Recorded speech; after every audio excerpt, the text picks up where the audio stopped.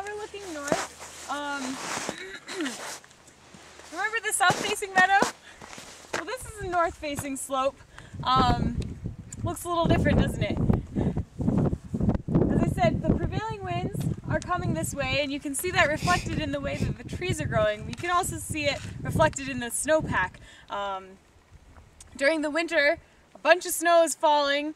Mount Olympus gets 200 feet of precipitation, 200 inches, which equates to many, many more feet than that of snow. And that snow is blowing constantly this way.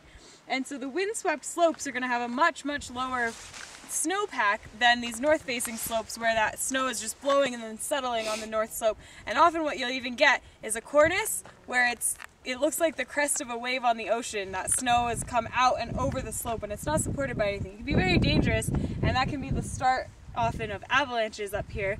There was a great question about another type of disturbance, that being the forest fires. This is the Griff Fire, was in the summer of 2003.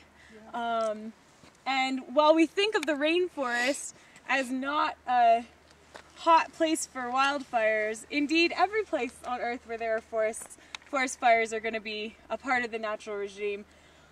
While many of the forests in California or Utah might burn very regularly, every summer even, the frequency of stand replacement fires, fires that burn from the understory all the way up through the canopy, completely killing the trees in the area, those would be on a 300 to 1,000 year time scale, which is about the same as the time scale for large earthquakes, which happen because we're in a subduction zone here.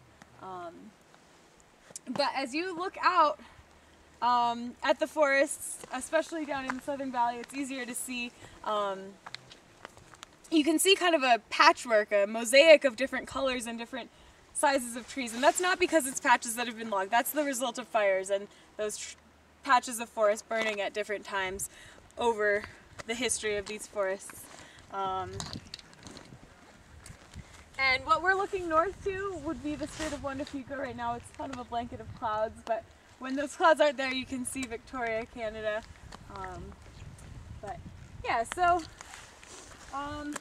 we're gonna continue on this direction.